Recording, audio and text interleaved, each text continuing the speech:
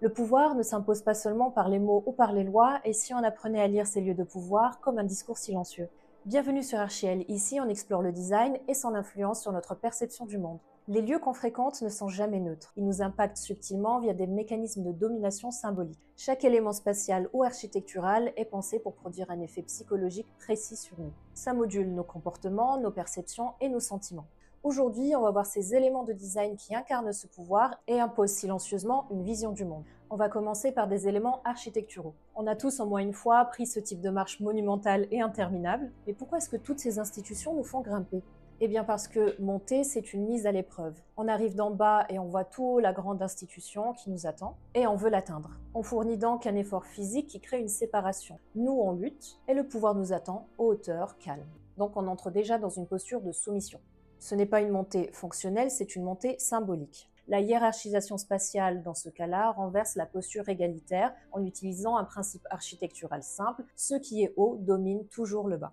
Aussi, ces grandes colonnes magnifiques qui nous regardent de haut, ce n'est pas de la déco. C'est un code visuel hérité de l'Antiquité, l'air de dire « je suis là depuis toujours et après toi, j'y serai encore ». L'architecture du pouvoir se réfère toujours à un passé glorieux, mythifié. C'est-à-dire qu'en réactivant des formes antiques, on légitime le présent. Le pouvoir se part donc d'éternité. Tu n'as rien à opposer à un édifice qui a survécu des siècles. Le vide aussi est un élément très important.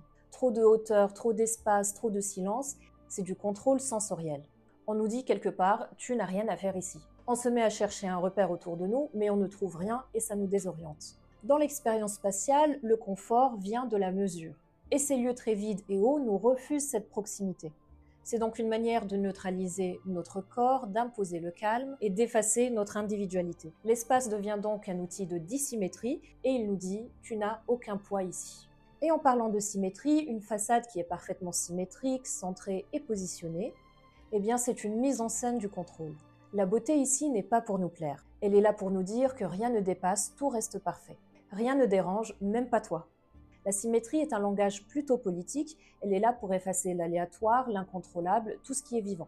Elle impose l'ordre depuis la structure même du bâtiment. C'est une esthétique qui nous refuse toute appropriation personnelle. Par exemple, les bâtiments gigantesques de Mussolini avec des lignes rigides et une symétrie parfaite appellent une certaine dominance et puissance. On retrouve ces mêmes codes avec le marbre froid, les colonnes ou les salles très hautes mais vides qui appellent à l'isolement et à l'obéissance. On passe à présent aux articles du design qui servent ce pouvoir. On a tous en tête cette chaise de PDG beaucoup trop grande qui nous dit « je suis là pour dominer la pièce ». Le grand dossier symbolise l'autorité et l'aisance de cette personne à occuper ce siège, l'air de dire « je suis bien installé, rien ne me fera bouger ». On peut retrouver aussi de grands accoudoirs qui sont symboles de contrôle, ou le cuir, symbole de luxe et de contrôle également, car il est rigide et souvent de couleur foncée, ce qui suggère une certaine dominance. On peut par exemple évoquer le fauteuil LC2 de Le Corbusier dont je vous avais parlé, je vous mets le lien juste ici. Tous les dirigeants se servent comme Mitterrand, ou même les ambassades en général. C'est un symbole d'autorité sobre. Aussi, le mobilier des préfectures ou des commissariats peuvent créer de la distance avec des chaises sans accoudoir, qui sont en métal et très peu confortables.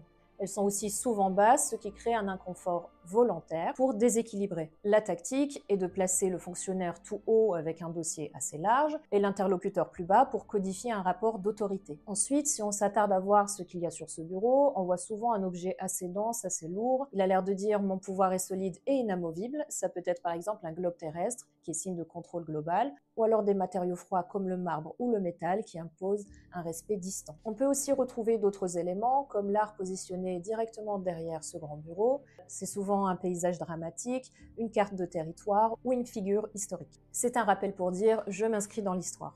Ça peut être aussi une bibliothèque bien rangée mais qui n'est jamais lue, mais qui a l'air de dire « j'ai du savoir, j'ai du goût ». Avec tous ces éléments, on ne peut pas discuter d'égal à égal quand tout l'espace nous a déjà placés plus bas, à moins de savoir déjouer ces codes-là. On va prendre l'exemple du bureau ovale où on retrouve tous ces codes-là. On commence par cette forme ovale. Contrairement à une salle rectangulaire classique, ici, on n'a pas de coin, pas de frontières nettes.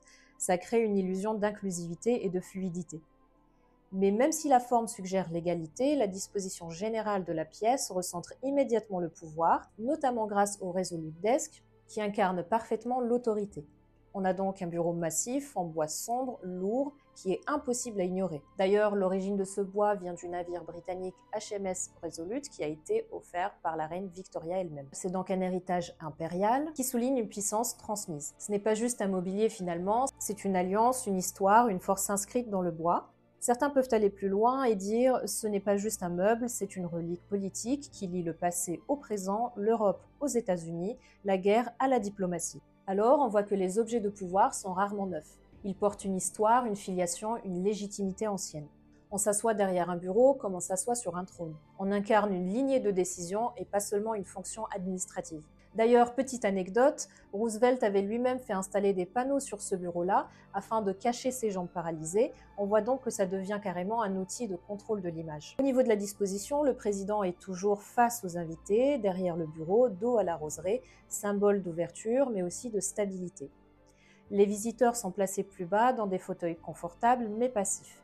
Ils regardent vers le bureau, vers la lumière, donc vers le pouvoir. C'est une scénographie millimétrée, tu n'entres pas dans une pièce neutre, tu entres dans un théâtre du pouvoir. Ensuite, les 3 grandes fenêtres donnent une lumière naturelle qui met en valeur la silhouette présidentielle. Il est encadré par les drapeaux surplombés par le sceau présidentiel et posé sur un tapis à l'effigie des États-Unis. On a aussi une autre dimension de communication qui est le décor ultra personnalisé de chaque président qui passe dans ce bureau-là. Je vous mets quelques exemples à l'écran.